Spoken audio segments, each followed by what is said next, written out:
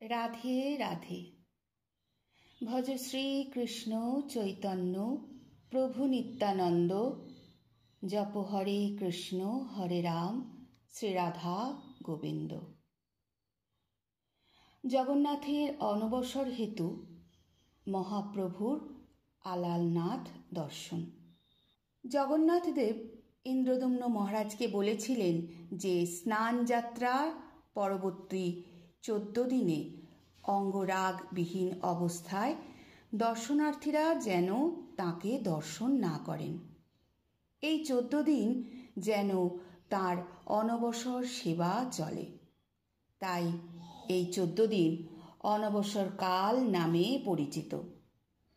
108 কলসী জলে স্নান করে জগন্নাথ দেবের জ্বর হয়।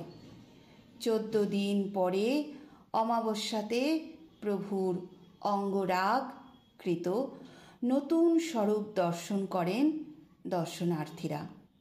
সেই উৎসব জগন্নাথের নেত্রোৎসব বা নবযৌবন উৎসব নামে পরিচিত।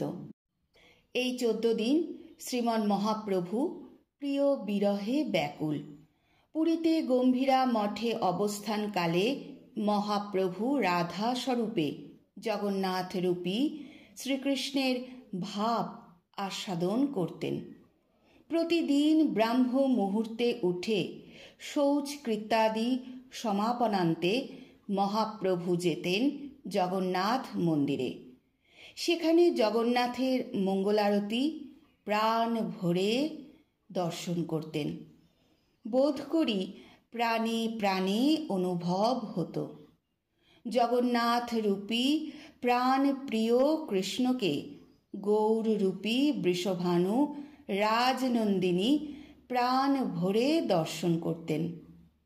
চারি চোখের মিলন হতো। কিন্তু এই অনবসর কালে প্রিয় দর্শন যে হবে না, এই বিরহ মহাপ্রভু সহ্য করবেন কিভাবে? জগন্নাথ বিরহে ব্যাকুল মহাপ্রভু ছুটে চললেন পুরীধামের অদূরে ব্রহ্মগিরি নামক জায়গাতে। সেখানে অধিষ্ঠান করছেন জগন্নাথের প্রতিভু শঙ্খ চক্র গদা পদ্মধারী শ্রী আলালনাথ দেব। মহাপ্রভু আলালনাথের মধ্যেই জগন্নাথকে দেখতে পেলেন তাঁর প্রাণ প্রিয় শ্রী গোবিন্দকে। আনন্দে মহাপ্রভু মূর্ছিত হয়ে পড়লেন আলালনাথ মন্দিরের সিংহ দরজার সামনে পাথরের ওপর। মহাপ্রভুর বিরহনালে শিলা গলে গেল। গলিত শিলাতে মহাপ্রভুর সর্বাঙ্গের ছাপ পড়ে গেল। অদ্যাবধি এই সর্বাঙ্গ শিলা বিরাজিত আলালনাথ মন্দিরের পাশে। গৌর লীলা ত্রিকাল সত্য। লীলা কখনোই পরিসমাপ্ত হয় না। লীলা নিত্য সত্য শাশ্বত। তখনও মহাপ্রভু যেতেন আলালনাথ দর্শনে, এখনও মহাপ্রভু যাবেন আলালনাথ দর্শনে।